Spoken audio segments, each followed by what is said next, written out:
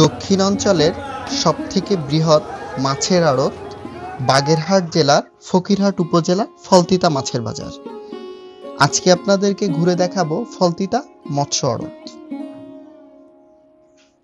ফলতিতা মাছের আড়ত বাংলাদেশের মৎস্য বাণিজ্যের একটি গুরুত্বপূর্ণ কেন্দ্র। এখানে শুধু মাছের বিক্রি হয় না, এর সাথে জড়িয়ে আছে বহু মানুষের জীবন ও জীবিকা। তাই এর অর্থনৈতিক গুরুত্ব অপরিসীম। এই আড়তটি সাদা সোনা খ্যাত চিংড়ির জন্য বিখ্যাত। বিশেষ করে গলদা ও বাগদা চিংড়ির বড় একটি অংশ এখানেই বিক্রি হয়।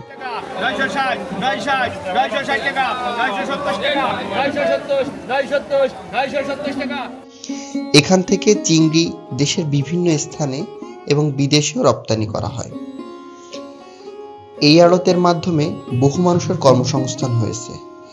জেলে ব্যবসায়ী, পরিবহন শ্রমিক সহ বিভিন্ন পেশার মানুষ এখানে জীবিকা নির্বাহ করে। ফলতিতা মাছের আড়ত স্থানীয় ও জাতীয় অর্থনীতিতে বড় ভূমিকা রাখে। প্রতিদিন কোটি টাকার মাছ এখানে বিক্রি হয়।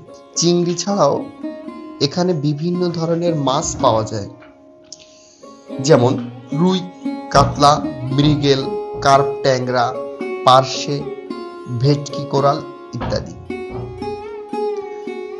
সাধারণত ভোর ৬টা থেকে এখানে মাছ আসা শুরু হয় এবং দুপুর ২টা পর্যন্ত বেচাকেনা চলে।